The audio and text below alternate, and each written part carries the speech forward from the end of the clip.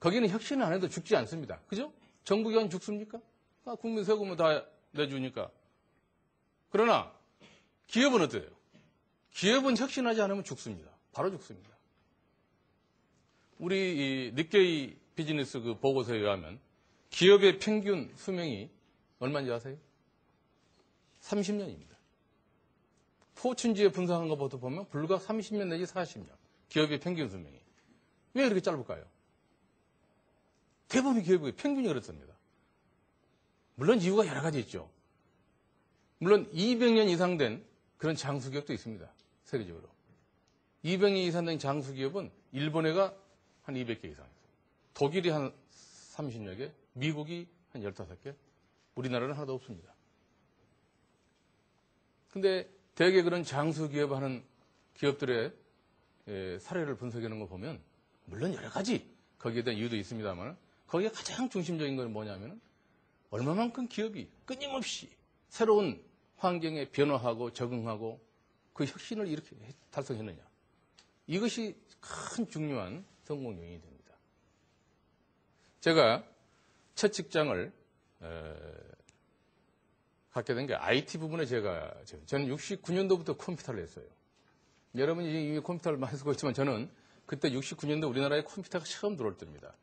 저는 이제 전공을 제가 수학을 했기 때문에 제가 우연히 졸업 무렵에 제 친구 형님이 미 8군의 프로그램을 다니신 분이 있어서 그 집에 놀러 갔더니 이 컴퓨터에 대한 책이 나와 있어요. 그러니까 0, 1, 두 가지 이진법을 통해서 모든 숫자 표현과 계산과 논리적인 판단, 모든 데이터의 표현. 이거 단지 0와 1이라는 두 가지 숫자 가지고 표현하는 소위 이진법이죠. 저는 이제 수학을 제가 전공했기 때문에 이진법이 뭔지 잘 알아요.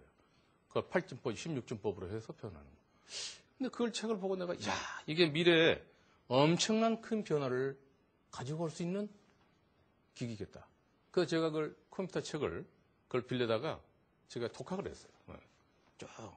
그러고 나서 제가 학교 다니면서 졸업 무렵에 우리나라 서울 컴퓨터 학원이 생길 때 거기 학원 강사로 제가 들어가요. 그때 컴퓨터라는 걸 가르치기 시작했어요. 그러면서 제가 공부를 했죠.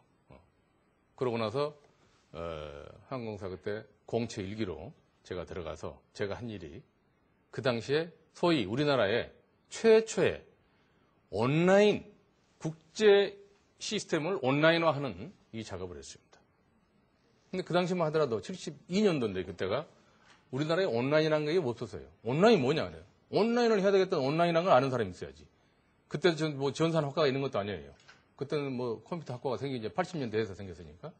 그래서 제가 그때 우리 그 회장님이 써준 딱 소개장 하나 들고 착 캐나다 밴쿠버에 있는 CP에어라는 항공사에 거기서 온라인 거기서 개발을 하고 있을 때예요. 거기 제가 연수를 갔습니다. 다 그 소개장 하나 들고 가니까 한국이 어디 있는지도 몰라요. 거기에 코리아가 어디가 있는지. 지금 밴쿠버에 한국 사람 지금 몇만 명 사입니다만은 그때 4사람 살았어요. 우리 한국 사람이. 거기를 가서 온라인이라는 것을 배워오는데 한 6개월 있으면서 거기에 있는 자료를 처음 먼저 수집을 하고 해서 와가지고 그때 우리 팀을 한 60명을 짜가지고 그때 호텔에서 2년 동안을 합숙을 하면서 그 개발을 했어요. 온라인 시스템. 그 당시는 예약을 전부 수작업으로 받았습니다. 사람이 한 몇백 명이 여직원들이 앉아서 전화 오면은 뭐 어디 서울 부산 가는 비행기 뭐 몇 시 그러면 카드에다가 쭉 홍길동 연필로 썼어요. 이렇게 일일이 예약 오면. 그러다가 이제 지우면 또 취소하면 지우고, 지금 같으면 정말 호랑이가 담배 먹듯이죠. 그때 실제로 그렇게 예약을 받았어요. 근데 이걸 이제 지금처럼 이제 터미널을 쳐서 이게 예약을 받고 인원을 시작 있습니다. 없습니다 하는 이 시스템은 그때 70년도에 개발한 겁니다. 또, 그때는 항공사의 통신이 전부 이 떠떠떠떠떠 하는 이 텔레타이프 이걸 쳐가지고 통신을 했어요. 전 세계 주점과 공항 간의 통신을 그걸로 했습니다. 지금처럼 우리가 인터넷 가지고 뭐 메일 교환하는 게 그때는 없었어요. 전부 따따따따따따따 몰수보로 쳐가지고 그럼 그게 구멍에 빵빵빵빵 뚫리는 종이 테이프를 여기다 연결해주고 이렇게 해가지고 연결해줬어요. 이걸 소위 지금과 같은 그런 메시지 스위칭 시스템. 그러니까 메시지를 교환하는 그런 통신 시스템을 컴퓨터를 개발한 겁니다. 그때만 해도 그게 엄청난 변화죠. 그런 걸 상상할 수 없는 거예요. 근데 그걸 2년 반 만에 저희들이 완성을 하고 오히려 카나다 CPA보다 우리가 1년 먼저 해서 전 세계 항공사가 깜짝 놀랐어요. 어떻게 이렇게 빨리 이걸 개발했느냐. 근데 우리나라 사람들은 확실히 수학적인 두뇌가 있고 그래서 그걸 개발을 빨리 했습니다. 그러나 그러한 변화, 엄청난 변화죠. 그때 회사로 보면은 그렇게 사람이 수작업으로 몇백 명이 하고 몇백 명이 텔레타이프에서 치던 이것이 다 없어지고 하루아침에. 그러니까 그 해당 부서에서는 엄청난 반발하는 거예요. 아, 우리가 이거 개발하면 우리는 다 어디로 가라는 얘기냐. 그러니까 내가 그때 설득을 하면서 이거 사람이 없어지는 게 아닙니다.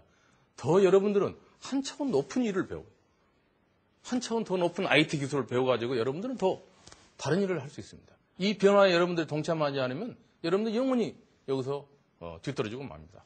이걸 설득을 해가면서 그러나 엄청난 반발이 있어요. 심지어 컴퓨터가 들어오는데 반대 부서에 밤에 그걸 갖다가 복도에 내놔버려요. 그럼 아침에 가서 우리가 다시 갖다 집어넣고 그러나 그걸 설득을 하나씩 하면서 그러나 나중에 해보니까 편하고 그 당시에 70년도에 이 통신만 치던 사람들을 데이터 통신이라는 것을 가르쳐가지고 나중에 그 사람들 우리나라에 데이터 통신에 큰 기여를 한 엔지니어들이 됐습니다. 그러한 변화를 그때부터 가져오는데 사실은 엄청난 새로운 변화를 가져온 거죠. 제3의 물길 그 당시에 뭐 얘기 나오고 정보화 혁명 얘기가 나오고 할 때가 이제 바로 그때입니다. 우리나라가. 그 다음 제가 이제 저는 또 좀 편하게 쓰려면 거기서 나중에 개발도 하고 나서 편할 텐데 저희 또 성격이 자꾸 새로운 변화를 쫓는데 안주하고 싶지 않고 새로운 변화를 찾아보고 싶어서 거기 한 시스템이 거의 다 개발이 되고 나서 그 다음에 제가 모 건설회사로 거기서 회장님이 그 당시에 중동에 우리나라가 막 80년 초에 중동에 건설붐이 일어나서 진출할 때입니다. 그때 미국 공사를 땄는데 그 조건이 컴퓨터에 의한 공정 관리를 해야 인정을 해주는 이런 일이 있어서 제가 그 회장님이 좀 도와달라 해서 거기 가서 중동의 그 건설회사에 온라인 개발을 하면서 건설회사의 소위 시스템화를 그 건설회사라고 그러면 그 당시에 보면 굉장히 투박하고 노가다파 아주 원칙이 없고 중구난방으로 일하는 이런 그 생각을 갖고 있던 것을 그걸 시스템 관리를 하면서 질서를 잡고 업무 프로시를 새로 만들고 새로운 변화를 가져오는 계기를 마련했던 거죠. 그때가 80년대였고 그 다음에 또 거기